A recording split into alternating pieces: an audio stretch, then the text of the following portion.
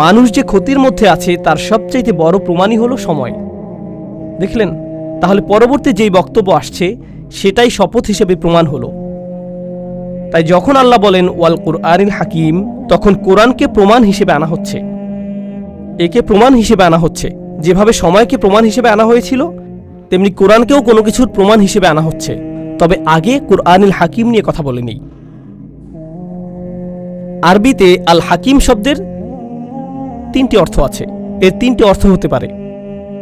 প্রথমটি আমি বাদ দিয়েছিলাম তখন, প্রজ্ঞা। কোরআন প্রজ্ঞাতে পরিপূর্ণ। দেখুন, প্রজ্ঞা বার্ধক্যের সাথে আসে। খুবই জটিল ভাষায় প্রজ্ঞা প্রকাশিত হয়।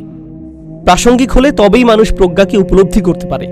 অর্থাৎ আমার প্রজ্ঞাময় কোনো কথা যদি আপনার মাথার উপর দিয়ে চলে যায়, তবে একে আপনি কখনোই প্রজ্ঞা মনে করবেন না। তবে আমার কোনো উপদেশ যদি আসলে আপনার উপকারে আসে, তবেই আপনি এই প্রজ্ঞাকে উপলব্ধি করতে পারবেন। এজন্য প্রজ্ঞা বুঝতে হলে তাকে প্রাসঙ্গিক হতে হবে। আর প্রত্যেকবার যখনই নবী সাল্লাল্লাহু আলাইহি সাল্লাম কোরআন তেলাওয়াত করতেন, কেউ সেটা শুনলে সাথে সাথে ধাক্কা খেত যে আরে, এটা তো আমার সম্পর্কেই বলছে, আমাকেই তো উপদেশ দিচ্ছে, আমার ক্ষেত্রে এটা প্রাসঙ্গিক, আমার দরকার অনুযায়ী পরামর্শ দিচ্ছে। তাই কোরআন তার প্রজ্ঞাকে এই নিজের পক্ষে প্রমাণ হিসেবে আনছে। এটা বিশাল বড় কিছু। এতই প্রজ্ঞাময় যে মানুষের কর্ম হতেই পারে না। এটা বিশাল বড় কিছু। এখন দ্বিতীয় অর্থ, হাকিমের আরেকটি অর্থ হলো হুকুম, অর্থাৎ যে জিনিসের রায় বা হুকুম দেবার ক্ষমতা আছে, মানে হুকুম বা হাকিম। হাকিম বলতে আরো বোঝায় শাসক বা গভর্নর। তাহলে কোরআন হলো হুকুমে পরিপূর্ণ। এখন বিষয় হলো, একজন মানুষ হিসেবে আমি বলতে পারি যে আমার ব্যক্তিগত জীবনে কোরআন অধ্যয়ন করতে গিয়ে আমার অনেক পুরনো মতামত পরিবর্তিত হয়েছে। কিছু বিষয় যা আমি অবধারিত সত্য বলে মনে করতাম, সেটা এখন আর মনে করি না। এভাবে আপনি যতই পড়াশোনা করবেন ততই শিখবেন।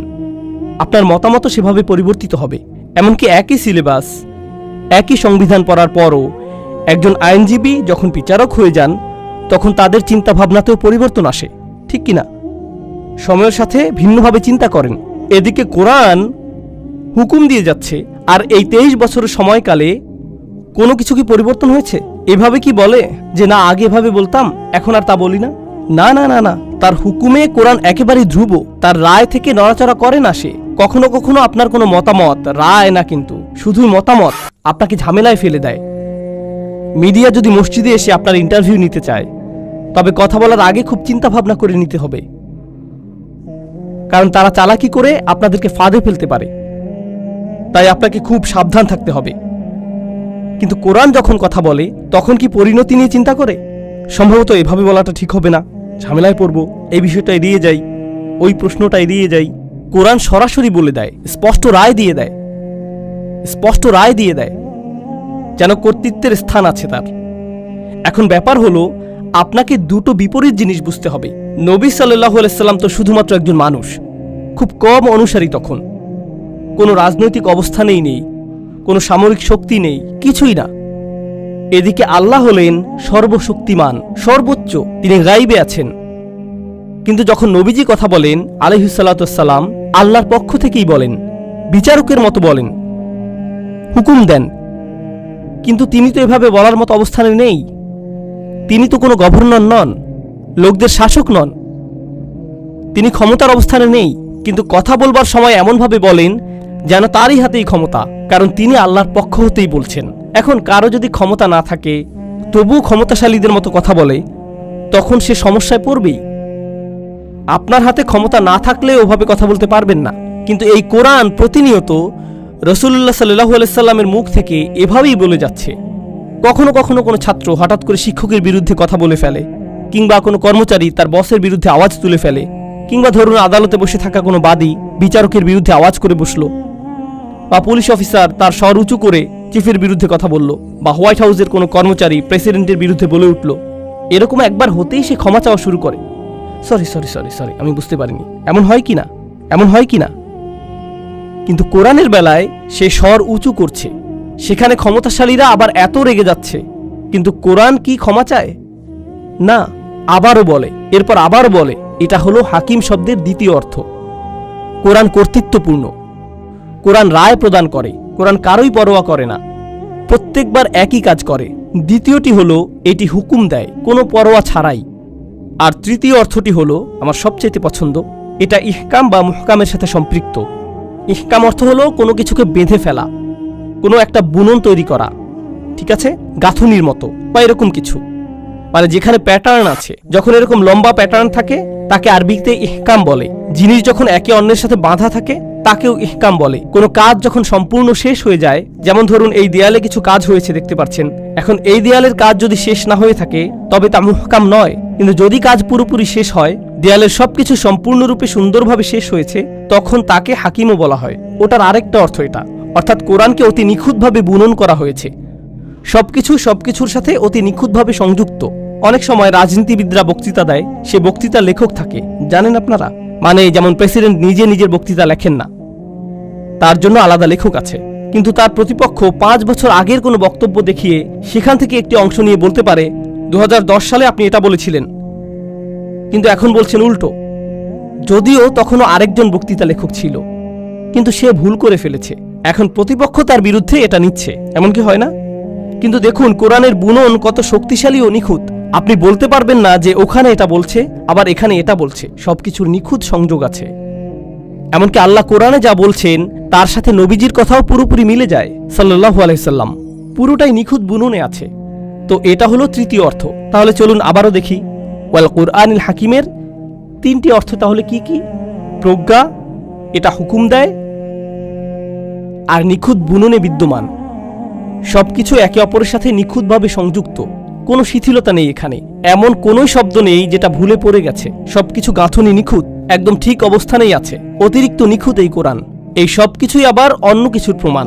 এগুলো কিসের প্রমাণ? প্রমাণ এটাই যে কোনো সন্দেহ নেই আপনি, অর্থাৎ মুহাম্মদ সাল্লাল্লাহু আলাইহি সাল্লাম, নিঃসন্দেহে যাদের পাঠানো হয়েছে আপনি তাদের একজন। এই কোরআনই চূড়ান্ত প্রমাণ যে এটা আপনার নিজের বানানো কিছু নয়। কোনোভাবেই এটা আপনার নিজে নিজে করা সম্ভব না। এখন আমাদের বুঝতে হবে কেন এই প্রমাণ। কারণ একজন মানুষের তুলনায় কোরআনের প্রজ্ঞা অতিরিক্ত বেশি, এটা অসম্ভব। এর মধ্যে কর্তৃত্বের অবস্থান হতে হুকুম এতই বেশি যে কোনো একজন মানুষের পক্ষে তা সম্ভব নয়। বছরের পর বছর, দিনের পর দিন নিজেকে আরো বেশি বিপদে কোনো মানুষই ফেলে না। কোনো মানুষ কথা বলার কারণে ঝামেলায় পড়লে পরের দিন আরো বেশি কথা বলে নাকি কম কথা বলে, চেপে যায়, অথবা বিষয় বদলে ফেলে, কিংবা অন্য কোনো শহরে চলে যায়। অথচ তিনি একই লোকদের কাছে বারবার যাচ্ছেন, তারা আরো বেশি করে অপমান করেই যাচ্ছে। শুধু আপনি চান বলে এমন করছেন তা হতেই পারে না। আপনি একা নন, আপনাকে পুশ করা হয়েছে, আপনাকে মিশন দেয়া হয়েছে, সাল্লাল্লাহু আলাইহি সাল্লাম। আর 3 নাম্বারটা ছিল যে অন্য কোনো কথার মতোই নয়। ব্যাপারটা যোগাযোগ মনোবিজ্ঞানের দৃষ্টিকোণ থেকে বোঝার চেষ্টা করুন। খুবই মজার জিনিস, ঠিক আছে? এই মুহূর্তে আমি আপনাদের সাথে কথা বলছি, পড়ছি না। কিন্তু যদি কোনো তাফসিরের বই খুলি, বা ধরুন গুগল গ্লাস পরে আছি, লেখাগুলো স্ক্রল করছে চোখের সামনে, সেখান থেকে তাফসির পড়ছি, বা শেক্সপিয়ারের কিছু মুখস্থ করেছি, সেটা আপনাদের মুখস্থ বলছি, আপনারা কি বুঝবেন না যে ওটা আমার বক্তব্য নয়? কি বুঝতে পারবেন না যে ওটা আসলে আমার কথা বলছি না, বরং পড়ছি? বুঝতে পারবেন তো? কারণ আমি যেভাবে কথা বলি, যেভাবে শেক্সপিয়ার কথা বলে, বা যেভাবে সংবিধান কথা বলে, বা আমার নিজের রচনা যেভাবে বলে, সবই ভিন্ন ভিন্ন। বরং আমি যেভাবে কথা বলি সেভাবে তো লিখিও না। আমার লেখাগুলো তো আরো অনেক বেশি ফর্মাল, আর যখন কথা বলি সেটা অনেক ইনফর্মাল। নবী সাল্লাল্লাহু আলাইহি সাল্লামের কাছে কি কাগজ আছে? না। আর থাকলেও কিছু যায় আসে না, কারণ জানেন যে তিনি পড়তে পারতেন না। কিন্তু তিনি যখন কোরআন তেলাওয়াত শুরু করেন, প্রত্যেকেই বুঝতে পারে যে এর গাঁথনি এতই শক্ত যে সেখানেই কোনো আচ্ছা, আবার রিপিট করি, এমন কিছুই নেই। মানুষের কথার তুলনায় কোরআন অতিরিক্ত নিখুঁত। তিনি বলছেন না, অন্য কেউ এটার রচয়িতা। তো এখন এই আয়াতে আরেকটা জিনিস বোঝার আছে, তা হলো আল্লাহ বলছেন আপনি তাদের একজন যাদেরকে প্রেরণ করা হয়েছে। কিন্তু এখানে তো প্রশ্ন চলে আসে, সেই প্রশ্নটি হলো কে প্রেরণ করেছে? আল্লাহ তো বলেননি ইন্নাকা লামিনাল মুরসালিনা মিনাল্লাহ। তিনি তো মিনাল্লাহ যোগ করেননি। তিনি তো বলেননি যে আপনি আল্লাহর পক্ষ হতে প্রেরিতদের একজন। আল্লাহকে এখানে উল্লেখ করা হয়নি, শুধুই উল্লেখিত হয়েছে যে এটা হচ্ছে কোরআন, অবিশ্বাস্য এক তেলাওয়াত, এটা হিকমতে পরিপূর্ণ, হুকুম দেওয়ার ক্ষেত্রেও প্রচণ্ড সাহসী, প্রচণ্ড শক্ত গাঁথনির। এটা তার পক্ষ থেকে হতেই পারে না, কেউ না কেউ তাকে প্রেরণ করেছে। আমরা এখনো জানি না তিনি কে, বুঝতে পারছেন? তাহলে রহস্য তৈরি করা হয়েছে, তবে উত্তর দেয়া হয়নি এখনো। আর সামনে আগানোর আগে আরেকটা জিনিস বলতে চাই, ইন্নাকা লামিনাল মুরসালিন নিয়ে আরো 3টা জিনিস। আল্লাহ কার সাথে কথা বলছেন? তিনি বলছেন নিঃসন্দেহে তুমি প্রেরিতদের একজন। তাহলে কার সাথে কথা বলছেন? তিনি নবীজির সাথে কথা বলছেন। কুরাইশদের বলার পরিবর্তে নিঃসন্দেহে তিনি রাসূলদের একজন, তিনি প্রেরিতদের একজন, এভাবে তিনি বলেননি। তিনি তাদের সাথে কথাও বলছেন না, কাফিরদের সাথে আল্লাহর কথাই হচ্ছে না, তিনি স্বয়ং নবীর সাথে কথা বলছেন সাল্লাল্লাহু আলাইহি সাল্লাম। কেন জানেন? কারণ কাফিররা তাকে মিথ্যুক বলছে, এসব আজে বাজে বলেছে। এখন কেউ আপনাকে পাগল বলল, আপনি হয়তো অপছন্দ করবেন। আরেকজন পাগল বললে, এরপর 100 জন আপনাকে পাগল বললে আপনি কি ভাবা শুরু করবেন? মনে হয় আমি আসলেই পাগল। একজন আপনাকে মিথ্যুক বলল, আরেকজন মিথ্যুক বলল, চাচা আপনাকে মিথ্যুক বলল, আপনার কাজিন মিথ্যুক বলল, বিজনেস পার্টনার আপনাকে মিথ্যুক বলল, প্রতিবেশী মিথ্যুক বলল, রাস্তায় আপনাকে চেনে না এমন মানুষও আপনাকে মিথ্যুক বলল। এটা আপনার উপর প্রভাব ফেলতে পারে, তাই না? আপনার অন্তত কাউকে তো প্রয়োজন যে বলবে, আপনার অন্তত কাউকে প্রয়োজন যে বলবে যে এসবে পাত্তা দিও না, আমি বলছি তুমি মিথ্যুক নও। আমার কথা শুনো, তারা যে বলে সব ভুলে যাও, তারা যা বলে সব ভুলে যাও। দেখুন, প্রোপাগান্ডার ধরনাটি কিন্তু এখানেই। তারা খবরে বলতেই থাকে এমন এমন এমন, মুসলিমরা কত কিছু, তার লিস্ট। আমরা এয়ারপোর্টে বা লিখিত যে যত দূর সম্ভব করতে চেয়েছি, যদিও আমার সর্বোচ্চ প্রচেষ্টাও কোরআনের অসীম প্রজ্ঞার কাছাকাছিও যেতে পারবে না। তো আজকে শুরু করতে চাচ্ছি আজকের প্রোগ্রামের ছোট একটা পরিচিতি দেবার মাধ্যমে। শুধু আজকের সময়সূচি বা বিরতি এগুলো না, বরং আমরা আসলে কি করব আর কিভাবে আমি এই সূরার অধ্যয়ন করেছি সেই বিষয়। তো আমি যখন আমার সহকারী ও গবেষকদের নিয়ে কোনো সূরা গভীরভাবে অধ্যয়ন করি, আমরা যত পারি তাফসীর দেখার চেষ্টা করি, বিভিন্ন মুফাসসিরদের মতামত দেখা, বিভিন্ন ভাষাগত উৎস দেখি, অভিধান ইত্যাদি দেখি। এই সব কিছু আমরা একত্র করে প্রত্যেক আয়াতের নিচে বিশাল নোট তৈরি করি। তখন দেখা যায় যে প্রত্যেক আয়াতের নিচেই প্রচুর প্রচুর তথ্য জমা হয়ে যায়। ইমাম ইবনে কাসির কি বলেছেন, ইমাম কুরতুবী কি বলেছেন রাহিমাহুল্লাহ, ইবনে আশুর কি বলেছেন, রাজি কি বলেছেন, লিসানুল আরব কি বলে, ইত্যাদি ইত্যাদি ইত্যাদি। তাহলে দেখুন, এক আয়াতের নিচে প্রায় 20 পৃষ্ঠার নোট। এরপর এর সবগুলো পড়ে বুঝে সেটার অর্থ বের করতে হচ্ছে। কিন্তু আমরা এখানে কিন্তু সেটা করছি না। সেটা হলো আমার কাজ। ছাত্র হিসেবে আমার কাজই হলো সেটা, কিন্তু শিক্ষক হিসেবে আমার কাজ একদমই ভিন্ন। আমি এখানে আপনাদের বলতে আসিনি যে এই বইয়ে এটা বলেছে, ওই বইয়ে এটা আছে, সেই বইয়ে সেটা আছে। আমি এগুলো কিছুই বলবো না। আমার কাজ হলো সেই সমস্ত তথ্যগুলো প্রক্রিয়াজাত করে সেখান থেকে সেরাটা আমি যেভাবে বুঝেছি তা আমার ছোট বোনকে বোঝানো। তার বয়স 20-এর উপরে, তার কোনোই আরবির জ্ঞান নেই, ইসলামিক স্টাডিজেরও জ্ঞান নেই তেমন। আমাকে এই সমস্ত জিনিস একত্র করে মহান ইমামদের কথাগুলো, অসাধারণ বুঝগুলো নিয়ে এমনভাবে বলতে হবে যেন এখানে অডিয়েন্সের মধ্যে বসে থাকা কোনো অমুসলিমও সেটা বুঝতে পারে। তো কাজটি কিন্তু অনেক কঠিন। মানে ভারী এসব একাডেমিক বিষয় নিয়ে সহজে বোঝার মতো ভাষায় ব্যাখ্যা করা, তাই না? তাই আপনারা দেখবেন যে আমি অনেক মুফাসসিরদের উক্তি টানছি না। আপনাদের অনেকেরই ইসলামিক স্টাডিজের ব্যাকগ্রাউন্ড আছে, তাই আপনারা আমাকে অনেক অনেক বেশি তাফসীর বা কোনো সাহাবী কি বলেছেন বা কোন হাদিসের ইসনাদ কেমন এইসব উল্লেখ করতে দেখবেন না। তাই ভাবতে পারেন এই সবই হয়তো বানিয়ে বলা, কিন্তু সেগুলোর ভিত্তি আসলেই আছে। আর আমার উদ্দেশ্য হলো, যেহেতু এই সমস্ত গবেষণা সংকলিত হচ্ছে, তাই আজকের বক্তব্যগুলো সেসব নোটের সম্পূরক হতে পারে। যারা আরও জানতে চান তাদের জন্য তো গবেষণা হয়েই আছে। যারা গভীর পড়াশোনা করতে চান আরবি সোর্স থেকে, তারাও সেগুলো করতে পারবেন ইনশাআল্লাহ তাআলা। কিন্তু আমাদের বাকিদের জন্য সেটা নয়। তাহলে আজকের প্রোগ্রামের বিষয় সম্পর্কে প্রথম বিষয় হলো এটা। আমি সব কিছু সহজভাবে বলার চেষ্টা করব যেন সবাই বুঝতে পারে বিইজনিল্লাহ। দ্বিতীয় বিষয়টি হলো, আপনাদের সূরাটির আউটলাইন হিসেবে বলি। আজকে যে সূরাটি পড়ব, সূরা ইয়াসিন, এটি 6টি অংশে বিভক্ত। মানে সূরাটির 6টি ভাগ আছে, অর্থাৎ আমরা অন্তত 6টি সেশন করার চেষ্টা করব, আর প্রত্যেক সেশনে একটি অংশ কভার করার চেষ্টা করব। আমাদের চেষ্টাটি হবে এমন। যদিও এরপর আরও কিছু সেশন থাকবে, এই 6টি অংশ শেষ করার পর আমরা আবার পেছনে ফিরে দেখব, কিছু কিছু জিনিস যা ফেলে এসেছি খুঁজে বের করব। তাই এই অনন্য সুন্দর সূরাটির 6টি অংশ শেষ করার পরেও হয়তো আরও 1টি বা 2টি সেশন করতে হবে। তো চলুন এখনই শুরু করা যাক, কারণ আমাদের অনেক কিছু শেষ করতে হবে। 83টি আয়াত, কিন্তু কম কথা নয়, অনেক অনেক। শুরু করি তবে ইনশাআল্লাহ তাআলা। সূরাতু ইয়াসিন। বিসমিল্লাহির রহমানির রহিম। ইয়াসিন সূরাটি নাজিল হয়েছিল মক্কার যুগে, নবী সাল্লাল্লাহু আলাইহি সাল্লাম মদিনায় হিজরতের আগে। আর এই সূরাটি আল্লাহ শুরু করেছেন ইয়া এবং সিন অক্ষর দিয়ে। পুরো কোরআনে এটা একবারই এসেছে। আপনারা আগেই শুনেছেন আলিফ লাম মিম অথবা কফ হা ইয়া আইন সদ ইত্যাদি। কোরআনের অনেক সূরাই এমন অক্ষর দিয়ে শুরু হয়। এই সবগুলোর মধ্যে যে মিলটি রয়েছে, অন্তত বেশিরভাগের মধ্যে মিল যেটা আছে তা হলো সবগুলো এই অক্ষর দিয়ে শুরু হয়, তারপর কোরআন সম্পর্কে কিছু একটা বলে। আলিফ লাম মিম অক্ষরগুলো দিয়ে শুরু করে আল্লাহ কোরআন নিয়ে কিছু একটা বলেন, যেমন যালিকাল কিতাবুল লা রাইবা ফিহ অথবা তিলকা আয়াতুল কিতাবিল মুবিন, কিছু একটা। এভাবে সবগুলো কোরআনের এক ধরনের ভূমিকা স্বরূপ। এই অক্ষরগুলোর মধ্যে মিলের একটি হলো বেশিরভাগ সময়ে সেগুলো কোরআনের ভূমিকার মতো। তবে একটা সুস্পষ্ট ব্যতিক্রম হলো গুলিবাতির রুম। আলিফ লাম মিম গুলিবাতির রুম, রোম বিজিত হয়েছিল, রোম হেরে গিয়েছিল। কিন্তু আমার মনে হয় যদিও এটা ব্যতিক্রম, তবুও তা একই পথ বরাবর, কেননা সেটাও কিন্তু আল্লাহর এক অলৌকিকতার বর্ণনা। যখন রোম পরাস্ত অবস্থায় ছিল, পার্সিয়ানরা তাদের দখল করে নিয়েছিল, তখন আল্লাহ বললেন 10 বছরের মাঝেই তারা আবার বিজয়ী হবে, 10 বছরের মাঝেই তারা ঘুরে দাঁড়াবে। যদিও তখন তারা সম্পূর্ণরূপে ধ্বংস ছিল, এটা তখন কুরআন অনেক আগে থেকেই ভবিষ্যৎবাণী করে রেখেছিল। এটা বিশ্ব মানবতাকে চ্যালেঞ্জ করে বলেছিল যে দেখো এমন হয় কিনা, মানে নিজের সম্পূর্ণ বৈধতা এর উপর রেখে দিয়েছিল। যেমন দেখুন আল্লাহ কোরআনে বলছেন যেই রোমান সাম্রাজ্য পার্সিয়ানদের দ্বারা পরাজিত হয়ে আছে তারাই 10 বছরের মাঝে ফিরে আসবে। শুধুমাত্র আরবের মরুভূমির একজন মানুষ এটা নিয়ে কথা বলছে।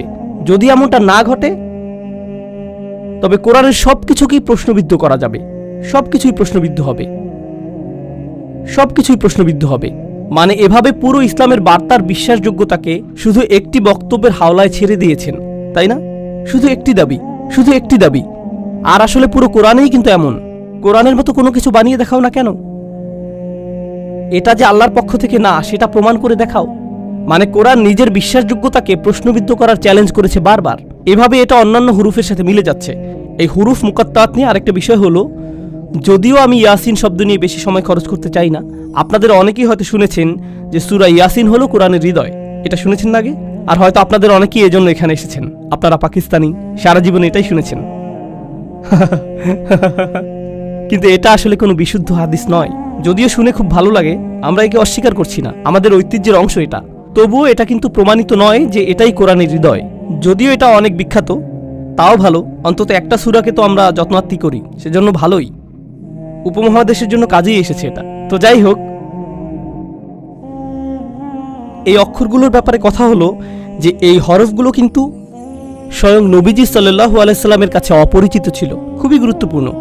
আমাদের নবীজির ব্যাপারে কোরআন গর্ব ভরে ঘোষণা করছে যে তিনি পড়তে জানতেন না, উম্মি। তিনি সদ্য জন্ম হওয়া কোনো বাচ্চার মতো নিরক্ষর ছিলেন, সেখান থেকে উম্মি শব্দটি এসেছে, ঠিক আছে? আর তাই যিনি পড়তে জানেন না, ওয়ালা তাখুত্তুহু বিয়ামিনিক ওমা কুনতু তাতলু মিন ক্বাবলিহি মিন কিতাবিন ওমা তাখুত্তুহু বিয়ামিনিক, তুমি তো নিজের হাতে এটা লেখনি, এমনকি তুমি তো এর পূর্বে এমন কিছু কখনোই পড়নি, তুমি নিজের হাতে এটা লেখনি। এখন যে মানুষ পড়তে লিখতে জানে না, যে অক্ষর সম্পর্কে কিছুই জানে না, আপনি যদি শুধুই একটা ভাষায় কথা বলতে জানেন আর কেউ এসে বলল ডাব্লিউ এর মানে কি, এর মানে কিছুই হবে না আপনার কাছে। তাই তিনি যে বলছেন ইয়াসিন, যেটার আরবিতে নিজস্ব কোনো অর্থ নেই, শুধুমাত্র যে লিখতে আর পড়তে জানে সেই জানে যে এটা ইয়া অক্ষর আর সিন অক্ষর। যে এটা জানে না তার সামর্থ্যের একেবারেই বাইরে এটা। তাই শুধুমাত্র ইয়াসিন শব্দগুলোর ব্যবহার শ্রোতাদের এই ইশারা দিচ্ছে যে রাসূলুল্লাহ সাল্লাল্লাহু আলাইহি সাল্লাম সম্ভবত এক ধরনের জ্ঞান পাচ্ছেন। কারণ শুধুমাত্র জ্ঞান অর্জনের সময় আপনি অক্ষর সম্পর্কে জানতে পারেন। তাহলে প্রশ্ন ওঠে, কে তাকে এই জ্ঞান দিচ্ছে? কারণ যদি বলেন যে তাকে কেউ শেখাচ্ছে, তিনি এই অক্ষরগুলো শিখছেন, তখন প্রশ্ন আসবেই যে শেখাচ্ছে এটা কে তাহলে? তাই প্রত্যেকবার এই অক্ষরগুলো আসলেই প্রশ্ন ওঠে, কে তাকে এসব শেখালো, কে শেখালো এটা? আর প্রত্যেকবারই আল্লাহ কি করেন? অন্তত একটা ব্যতিক্রম বাদে তিনি কি করেন? কে শেখালো তার উত্তর দিয়ে দেন। এই বইটি ওহী শিখিয়েছে, আল্লাহ থেকে এসেছে এটা। তো এগুলো ছিল ইয়াসিন শব্দ নিয়ে কিছু কথা। এখন চলুন বিষয়বস্তুর কেন্দ্রে আসি। এটাই শুরু থেকে শেষ পর্যন্ত থাকবে। এই আয়াতেই আমরা বারবার ফিরে আসব। ওয়াল কুরআনিল হাকিম, আল্লাহ ওয়াদা করছেন, আল্লাহ বলছেন আমি ওয়াদা করছি।